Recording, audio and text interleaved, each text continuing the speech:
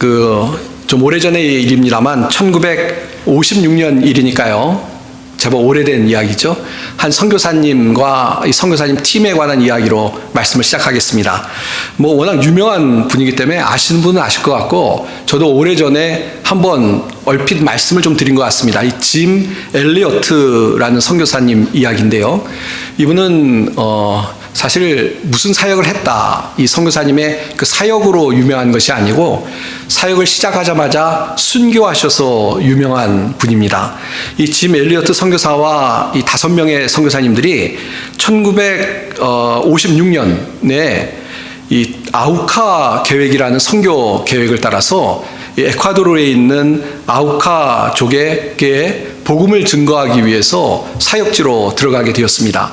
근데 이 아우카 종족은 이 선교사님이 사역지 들어가기 전부터 아주 악명 높은 족속이었습니다. 그 전에 스페인 정복자라든지 아니면 카톨릭 사제라든지 아니면 비즈니스를 하기 위해서 이 종족에 들어갔던 장사꾼이라든지 그런 많은 사람들이 죽거나 또 부상을 당하거나 그래서 이 족속에 들어가지 못하는 그런 아주 악명 높은 참 어려운 그런 지역에 있는 족속이었습니다. 그런데 어쨌건 간에 이 선교사님과 이 다른 팀원들이 이곳에 들어가서 복음을 증거해야 되겠다라는 마음을 품고 결국은 훈련을 받고 선교지로 들어가게 되었습니다. 그래서 이 아우카족을 복음화하기 위해서는 내 생명도 기꺼이 바치겠다라는 그런 서약을 하고 들어갔는데, 들어가자마자 곧바로 순교하게 되었습니다. 그래서 이 특파원이었던 분들이 결국 그 사실을 알고 이 수색대가 조직되어서 이 선교사님들을 찾는 그런 아주 세상을 떠들썩하게 하는 그런 뉴스가 있었고, 마침내 순교한 것을 알게 되었습니다. 참 안타까운 것이죠. 오랜 기간 훈련을 받고 선교지에 들어갔는데 선교 사역을 펼치기도 전에 순교하고 마는 아주 비극적인 일이 일어났던 것입니다. 근데 이 사건이 있고 나서 이 의견들이 이제 엇갈렸습니다. 어떤 분들은 아이고 이 무모하고 젊고 아까운 사람들 괜히 무모하게 들어가서 죽게 됐다라고 정말 혀를 차면서 안타까워하고 또 경우에 따라서는 비난하는 그런 분들도 있었습니다. 근데 그런 분들보다 더 반대로 놀라운 일이 있었는데요. 이 소식을 듣고 이 선교는 참 어려운 일이야, 그리고 정말 조심해야 돼 라고 하면서 소극적으로 변화될 것 같았는데, 오히려 이 선교사적으로 보면 이분들의 순교가 동기부여가 돼서 더 많은 젊은 사람들이 선교하겠다고 자원하는 결과를 가져오고요. 그리고 실제로 더 어떤 선교가 활발하게 되어지는 그런 효과가 일어나는 그런 아주 특별한 어떤 선교 역사에 있어서 일들이 일어났습니다. 또 이 아우카 부족에 대해서 이렇게 큰 어려움을 당했는데 그럼 우리는 여기 못하겠어 라고 포기하는 것이 어떻게 보면 인간적으로 맞는 생각 같은데요. 놀라운 것은 뭐냐면 이 짐 엘리어트의 부인인 엘리자베스 엘리어트 선교사를 포함해서 또 다른 레이첼 세인트라는 두 분의 여선교사가 다시 아우카 부족에 들어가게 됐습니다. 그러니까 남편이 죽었는데도 불구하고 이곳이 하나님의 뜻이라고 믿고, 그래서 거기에 이 개종한 그 부족 중에 개종한 한 여인이 있었는데 그 여인의 초대를 받고 이 두 여선교사가 들어가서 결국은 아우카 부족의 복음의 문이 열리는 계기가 되고, 결국 하나님께서 그 부족 가운데 역사하시게 되었다라는 아주 선교사의 유명한 이야기가 있습니다.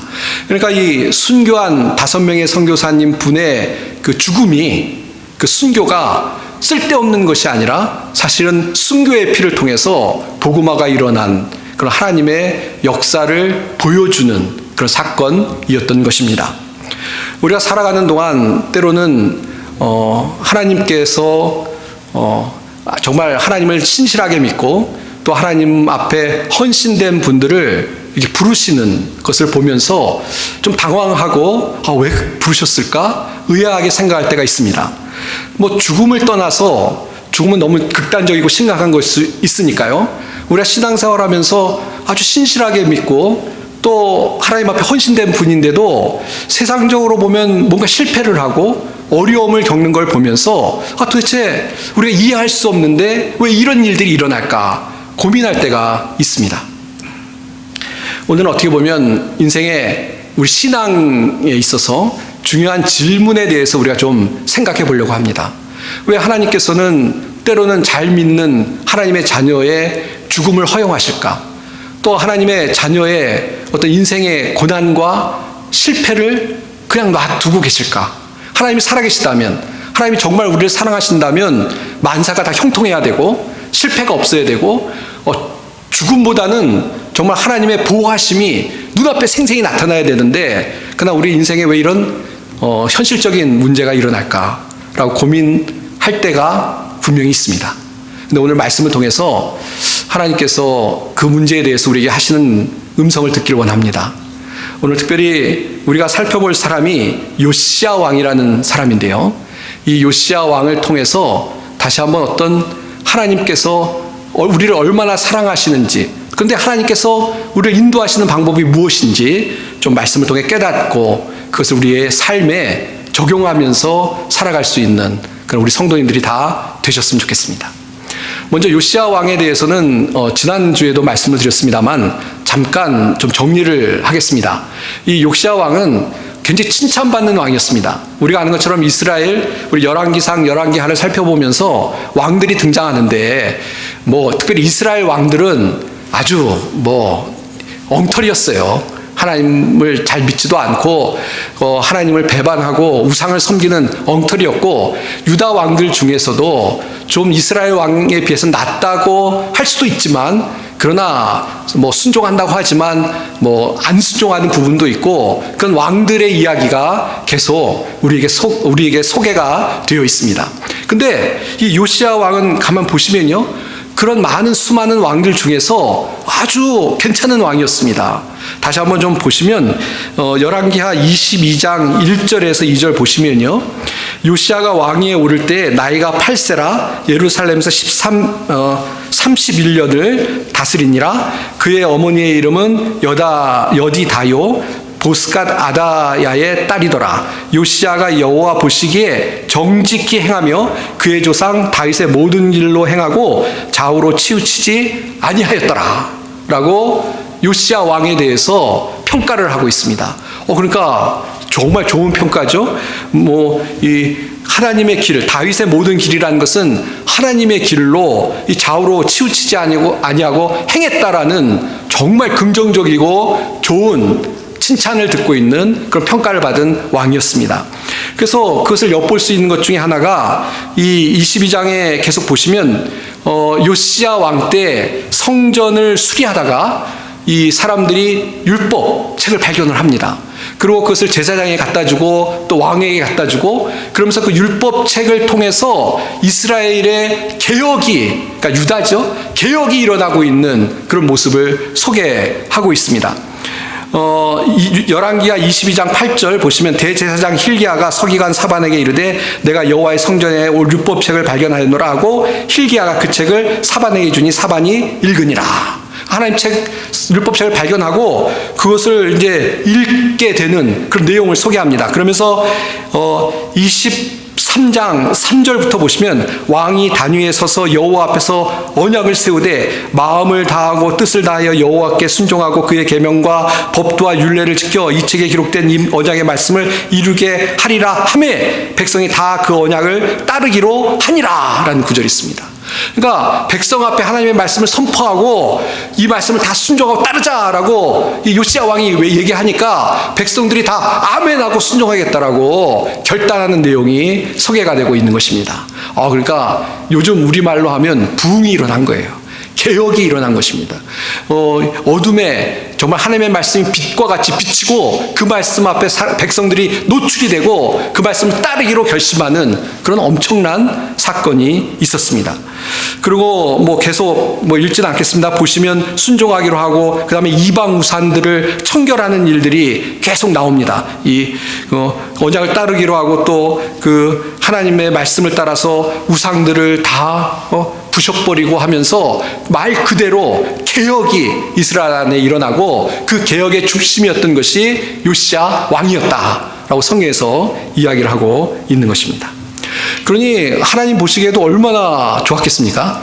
하나님이 끊임없이 선지자를 통해서 이런 어떤 개혁을 일으키도록 회개하고 돌아오도록 말씀하셨는데 이 왕이 앞장서고 백성들이 그걸 따라서 개혁이 일어났으니 그야말로 하나님 보시기에 기뻐하시고 또 정말 하나님께 쓰임받은 그런 훌륭한 왕이었다는 것을 우리가 알 수가 있는 것입니다. 자, 근데 어떤 일이 있었냐면 오늘 우리 성경 말씀에서 본 건데요. 이 요시야 왕이 전쟁터에 나가게 됐습니다. 그 당시에는 왕들이 전쟁터에 앞장서 나가는 것인데 나가게 됐는데 싸움이 벌어지는데 오늘 말씀 29절에 보시면 누구와 싸웠냐면 애굽 왕과 싸우게 됐어요. 애굽 왕과. 여기는 좀 역사적인 어떤 설명이 좀 필요한데 크게 들으실 건 없습니다. 들어도 집에 가시면 다 잊어먹으실 텐데 어쨌건 중요한 건 뭐냐면 애굽 왕과 이 유다의 왕이었던 요시야와 싸우게 되었다는 것입니다. 근데 이 애굽 왕이 사실은 뭐라고 얘기했었냐면 이 싸움에 관여하지 말라고 경고를 좀 했어요. 우리가 다 아는 것처럼 이 열왕기하와 역대하하고 서로 똑같은 내용을 쓰고 있는데 어떤 것은 역대하가 더 자세히 좀 설명을 하고 있는데 이 애굽 왕이 나오지 말라고까지 경고를 줬는데도 불구하고 그 경고를 무시하고 이 요시야 왕이 전쟁터에 나갔다가 어떻게 됐느냐? 전쟁터에서 죽습니다.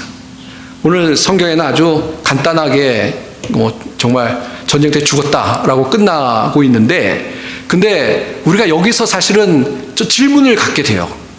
처음에 서두에 말씀드린 것처럼 아니 이렇게 하나님을 섬기던 사람이 그리고 이렇게 신실하게 개혁에 참여했던 사람이 전쟁터에 나갔어요. 그럼 하나님이 도사, 적을 다 무찔러 주시고 승리케 해주셔야 되는데 승리하지 못하고 오히려 왕이 죽게 되었다는 것입니다. 예. 아쉽지 않으신가요? 제가 이스라엘 백성이었으면 좀 아쉬웠을 것 같아요. 이런 성군이 좀 오래 나라를 지키고 더 그래서 우리가 더 하나님의 뜻대로 잘 살 수 있었으면 참 좋을 것 같은데 왜 하나님이 이렇게 너무나 손쉽게 너무나 정말 어떻게 보면 어이없게 어이없다는 표현은 좀 지나친가요? 이렇게 하나님께서 요시야 왕을 불러가셨을까? 요시야를 불러가셨을까? 그런 의문이 생길 수도 있다고 생각합니다. 자,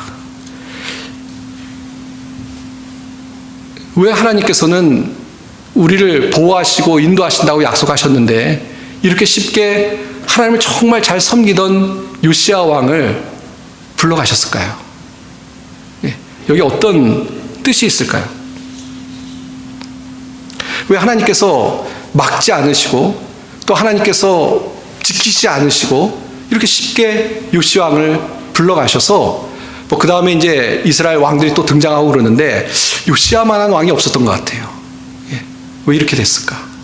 라는 궁금증을 우리가 가질 수 있다고 생각합니다. 자, 근데 우리가 몇 가지를 정리를 해야 될 것 같습니다. 왜 요시야 왕이 이렇게 죽게 되었을까 했을 때 일단은 요시야 왕에게도 문제가 있었던 것 같아요. 예. 성경에 자세히는 안 나오고 있습니다만 일단 요시야 왕이 출전을 하는데요. 근데 사실은 이 출전하는 것이 좀 애매합니다. 아까도 말씀드린 것처럼 이 전쟁터에 애굽 왕과 싸우러 나가는데 성경 어디에도 요시야 왕이 하나님께 물었더라는 내용이 없어요. 그러니까 뭐냐면 좀 자기의 어떤 의지가 들어가서 선택을 한 것 같아요. 물론 이게 성경에 없기 때문에 상당히 조심스러운 해석일 수 있습니다만 그러나 성경에 보면 어떤 전쟁에 나가기 전에 하나님께 묻고 하나님의 뜻을 묻고 구하고 나오는 부분들이 많은데 성경에 그런 내용이 없어요. 그러니까 좀 더 자극적으로 극단적으로 이야기한다면 요시야 왕이 개혁에 좀 성공하고 또 그 전에 딴 데 좀 정복도 하고 했거든요. 뭔가 하나님의 사람이었지만 약간 뭐라고 할까요? 너무 자신감이 넘치는 그래서 뭔가 자기 스스로 결정을 하는 그런 모습이 아니었을까라는 생각이 듭니다. 그리고 아까도 말씀드렸습니다만 경고를 받았거든요. 애굽 왕으로부터. 그때 그 경고를 받았을 때 뭔가 이게 하나님의 경고가 아닌가라고 생각하고 하나님이 여러 모습으로 말씀하실 수 있으니까 좀 그때라도 하나님 앞에 무릎을 꿇고 자신을 돌아보는 시간이 있었으면 좋았을 것 같은데 그렇지 않은 모습을 통해서 1차적으로 요시야 왕의 죽음의 책임은 요시야 왕에게 있는 것 같습니다. 예. 하나님의 뜻을 따르지 않았던 것 아닌가라는 생각을 조심스럽게 하게 됩니다. 자, 그럼에도 불구하고 하나님을 사랑하는 하나님의 사람이 좀 실수하고 나갔어도 하나님이 좀 지켜주셔야 되지 않았을까라는 생각을 갖는데, 자, 근데 하나님께서 아까 말씀하신 대로 애굽 왕을 통해서도 일단 경고를 주셨던 것 같고요. 또 가장 중요한 게 뭐냐면 요시야 왕을 미워하셔서 하나님이 부르셨을까? 그건 아닌 것 같습니다. 왜냐하면 그 이유가 역대하 34장 27절, 28절 말씀을 제가 좀 보겠습니다. 아까도 말씀드린 것처럼 열왕기하와 역대하가 연결되어 있는데요. 같은 사건을 이야기하는데 역대하 34장 27절부터 보면 이런 말씀이 있어요. 내가 이곳과 그 주민을 가리켜 말한 것을 내가 듣고 마음이 연약하여 하나님 앞고 내 앞에서 겸손하여 옷을 찢고 통곡하였으므로 나도 내 말을 들었노라. 여호와가 말하였느니라. 그러므로 내가 내게 너의 조상들에게 돌아가서 평안히 묘실로 들어가게 하리니 내가 이곳과 그 주민에게 내리는 모든 재앙을 내가 눈으로 보지 못하리라 하셨느니라. 이에 사신들이 왕에게 복명하니라.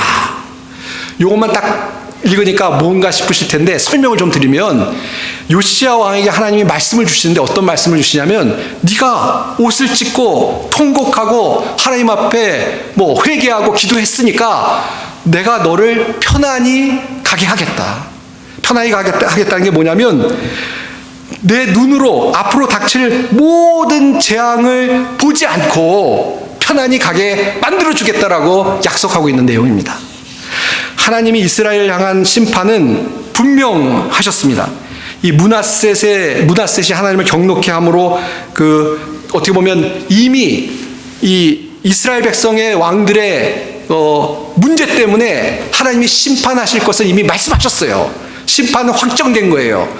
그래서 심판을 피할 수는 없습니다.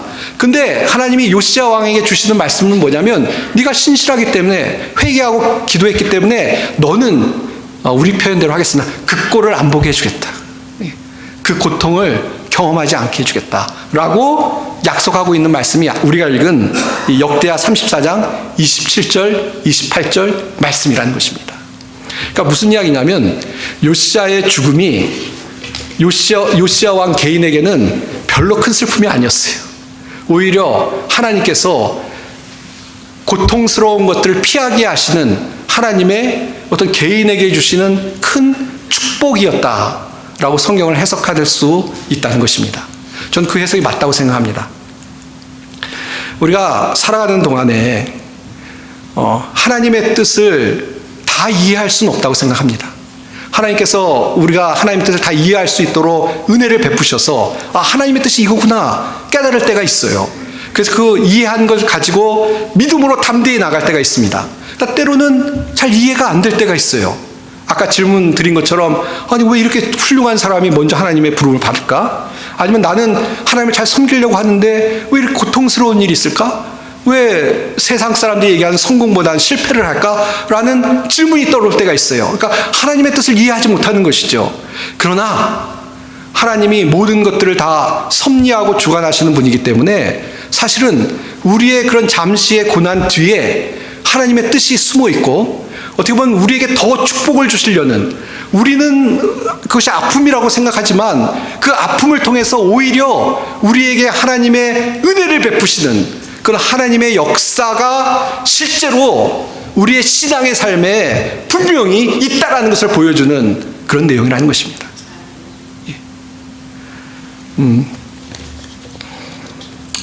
우리가 이 순교에 대해서 이야기할 때 순교가 저도 없었으면 좋겠어요. 아니 하나님을 위해서 신앙생활 하는데 죽는다는 건 참 끔찍하잖아요. 그리고 남겨진 사람들은 사랑하는 남편을 잃고 사랑하는 자녀를 잃는다는 것은 정말 큰 비극이죠. 그런데 성교의 역사를 보면 교회의 역사를 보면 많은 사람들이 순교를 했습니다. 주를 위해서. 근데 그것들이 다 가치가 없고 그냥 헛된 죽음이었을까? 그렇지 않다고 생각합니다. 하나님을 위해서 부활의 어떤 소망을 가지고 기꺼이 주를 위해서 일했을 때 그런 순교를 통해서 교회가 세워지고 하나님의 역사들이 일어난 것을 우리가 기억합니다. 때로는 순교가 아니래도 살다가 일찍 하나님이 부르실 때가 있죠. 그래도 그것이 불행이다라고 이야기할 수 있을까? 오히려 하나님께서 어떻게 보면 개인을 어떤 부르시는 이 땅에 볼 거 안 보고 빨리 부르시는 그런 하나님의 뜻이 거기 있지 않을까 하는 생각을 갖게 됩니다. 베드로와 예수님의 12제자 중에 요한을 빼고는 다 순교했습니다. 물론 가룟 유다는 자체하고요. 그러면 순교했으니까 하나님이 예수님의 제자들인데 좀 보호해 주셔가지고 체포될 때 천군 천사가 막 나타나가지고 상대 다 물리치고 그거 안 하셨잖아요. 그럼 그 죽은 12제자의 순교가 헛됐을까? 저는 오늘 교회를 세우신 하나님의 순교의 피로 이런 교회가 세워졌다고 생각합니다. 그리고 그렇게 순교하는 사람들이 막 고통스러워하고 힘들어했을까? 그렇지 않을 거라고 생각합니다. 제가 존경하는 어떤 선교사님이 한 번은 선교제를 가다가 이 차를 운전하고 가는데 총알이 막 빗발치게 날라와서 위험하신 적이 있습니다. 그런데 제가 있는 곳에 도착을 하셔서 그 차에 구멍 뚫어진 데를 이렇게 보여주시더라고요. 총알 이렇게 맞았다고. 그래서 아이고 우리가 큰일 날 뻔하셨네요. 그랬더니 그 선교사님 얘기가 아이고 순교는 아무나 하나요. 전 순교할 감이 안 돼요. 그러시더라고요. 예.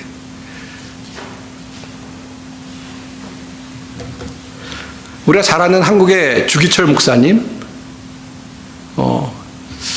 그 신사참배 반대에서 순교하셨는데, 그 죽음이 헛된 것일까요? 그렇지 않습니다. 오늘도 그 주기철 목사님의 신앙이 도전이 돼서 일사각오, 죽음을 각오하고 주님을 믿어야 되겠다라고 도전받는 그런 우리의 신앙에 큰 역할을 하고 있다고 생각합니다.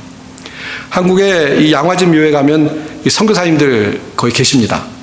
그 정말 알지도 못한 나라에 와서 옛날에 조선이라는 데 와서 복음을 위해서 자기의 젊음을 바치고 또 어떤 경우에는 정말 순교한 분들이 계시죠.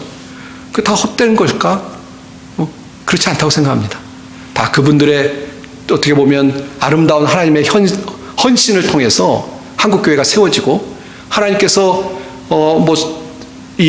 막아주신 사람도 있죠.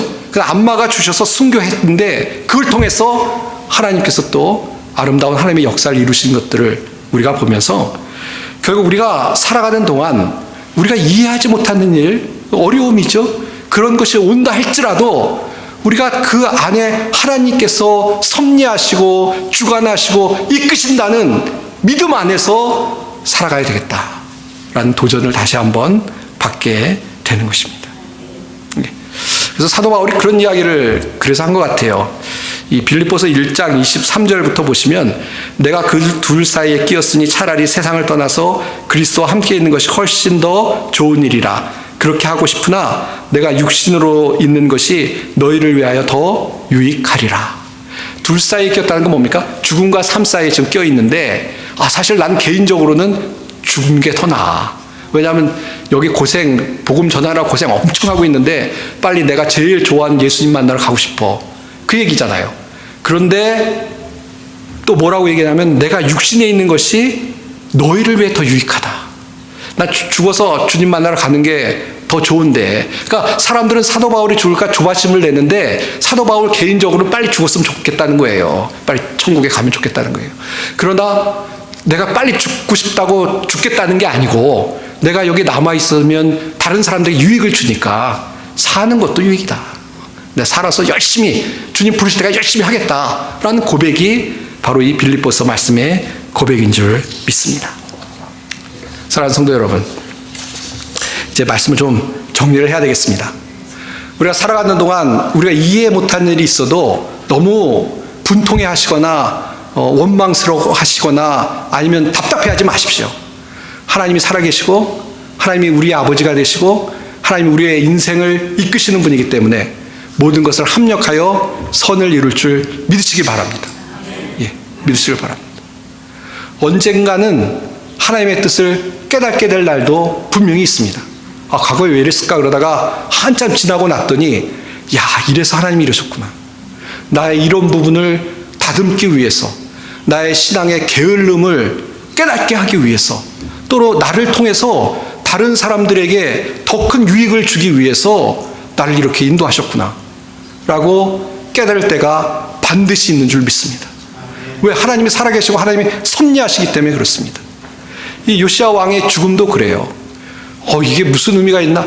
하나님 편에서는 다 계획이 계신 거였고, 또 제가 요시야 왕이라도 그 편이 나았을 것 같아요. 전쟁이 일어나서 백성들이 다 죽고 끌려가고 피바다가 되는 걸 보는 것보다, 물론 이기적이지 않아요. 맞는 얘기예요. 그러나 이제 예를 드리는 건데, 그래도 어쨌건 이건 뭐 할 수 없는 거잖아요. 심판을 받는 거니까. 그러나 하나님이 나를 사랑하셔서 부르셨다는 것에 대해서 글쎄 무책임하다고 하시면 할 말이 없지만 본인에게는 축복이지 않았을까 하는 생각을 갖습니다. 예.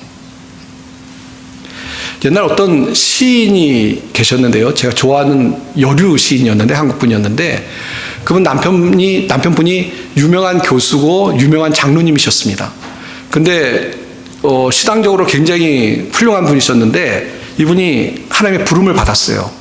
그러니까 이 시를 쓰는 그 분이, 여류 시인이 얼마나 가슴이 아팠겠어요. 하늘이 무너지는 것 같죠. 이렇게 사랑하던 남편, 그렇게 존경하던 남편, 이렇게 훌륭한 신앙을 가졌던 남편이 먼저 하나님의 부름을 받으니까 뭐 절망을 느꼈다고 합니다.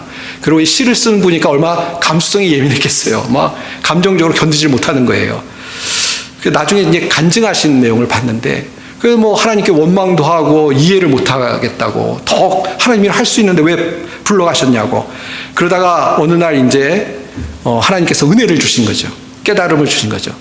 다 뜻이 계셔서 남편을 불러가신 거고, 또 남편의 어떤 삶의 그것이 남편에게는 좀 빨리 만나러 가니까 은혜인 것이고, 살아있는 나에게는 특별히 정말 더 하나님을 만날 수 있는, 그것이 계기가 돼서 그전에는 그냥 신앙생활 했는데 이제 정말 신앙이라는 것이 무엇인지 고민하면서 신앙생활 할 수 있게 하는 그런 은혜를 주었다라는 간증을 한 것을 들은 적이 있습니다.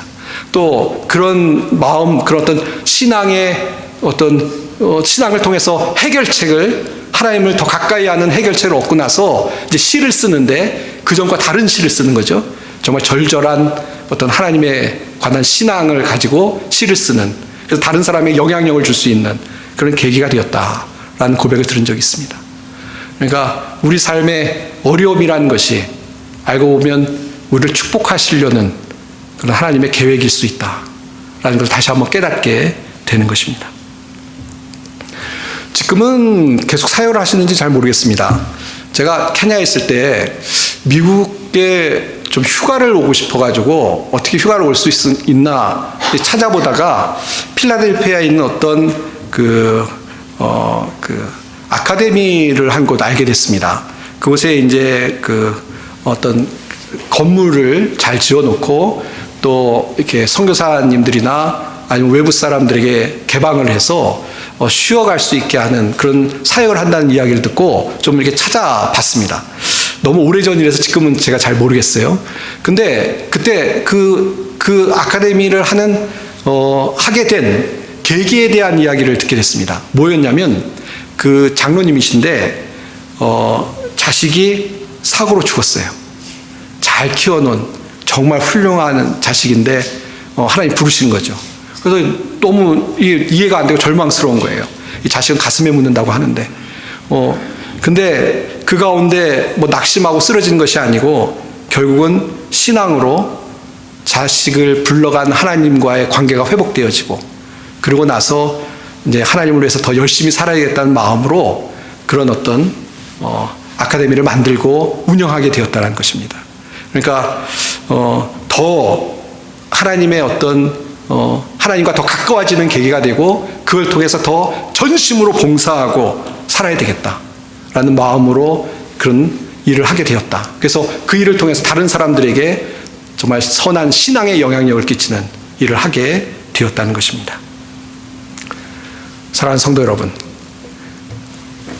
뭐 어려움이 있으십니까? 아니면 누가 알겠어요? 당장 내일이라도 우리가 이해할 수 없는 일이 일어날지, 그러니까 너무 불평하거나 원망하거나 낙심하지 마십시오. 하나님은 살아계십니다. 그리고 하나님은 우리의 인생에 다 계획이 있으세요. 그 계획이라는 것을 가장 최선의 것을, 가장 우리에게 좋은 것을, 때로는 피할 길도 주시고 때로는 우리를 훈련해서 어마어마한 믿음의 사람으로 만들기도 하시고 때로는 영 급하시면 부르시기도 하세요.